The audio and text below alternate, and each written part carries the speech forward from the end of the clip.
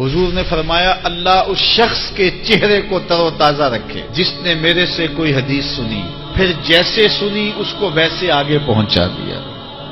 اور آقا کریم نے فرمایا بعض بات سنانے والا اس پر اتنا پہنچ کے عمل نہیں کرتا جتنا پھر سننے والا اس کے اوپر عامل ہو جاتا ہے۔ تو جب حضور نے دعا دی ہے کہ اللہ اس شخص کے چہرے کو تر و تازہ رکھے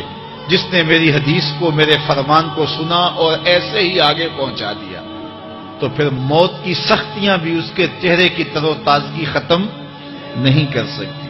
پھر قبر کے لمحے بھی اس کے چہرے کی تر و تازگی کو ختم نہیں کر سکتے۔ حشر کے دن لوگوں کے چہرے مرجھائے ہوں گے، جس کو رسول اللہ کی دعا ہے اس کا چہرہ اس دن بھی تر و تازہ ہو۔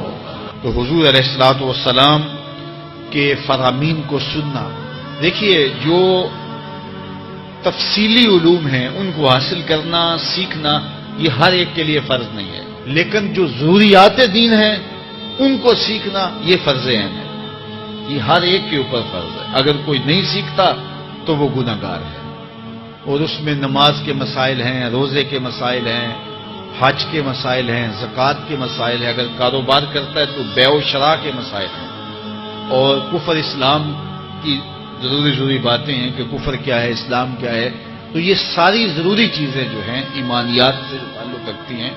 ان کا سیکھنا جو ہے ضروری علوم کا، یہ ہر ایک کے اوپر فرض ہے۔ تو اس لیے آپ لوگ اپنا وقت کچھ نکال کر کے جو ہے وہ اس کے لیے صرف کریں، اور ضروریات دین سیکھنے کے لیے کچھ فرصت کے لمحے نکالیں۔ لوگ کتنے طویل ڈپلومے کرتے ہیں، کاروبار سیکھتے ہیں، کن علوم میں مہارت ہے جو ہمارے لیے بالکل غیر ضروری ہے۔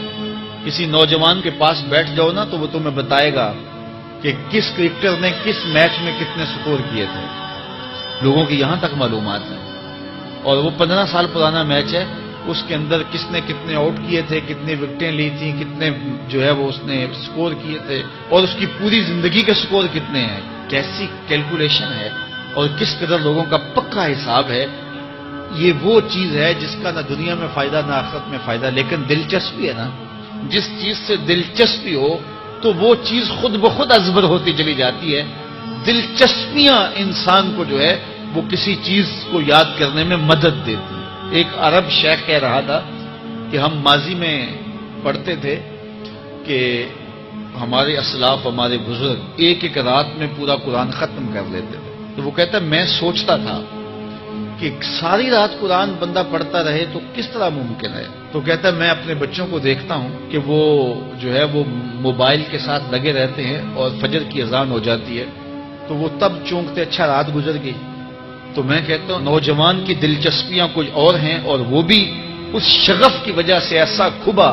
کہ رات گزر گئی اور اس کو پتہ ہی نہ چلا۔ تو جن کو قرآن کا نشہ ہو گیا تھا ان کی ساری راتیں قرآن میں گزر جاتی تھی، اور ان کو پتہ ہی نہیں ہوتا تھا کہ رات بھی گزر گئی ہے، اور اذان ہوتی تو پھر پتہ چلتا کہ اچھا رات گزر گئی ہے۔ تو یہ شوق اگر پیدا ہو، شوق تو دیکھیے یہ گیموں کا پیدا ہو جائے، کھیلوں کا پیدا ہو جائے، تو وہ انسان کو کیا کچھ سکھا دیتا ہے، اور جس کے سینے میں کتاب اللہ کا شوق پیدا ہو جائے تو پھر کیوں نہ اس کے سینے کے اندر جو ہے وہ طلب کتاب اللہ کی تلاوت کی پیدا ہوگی۔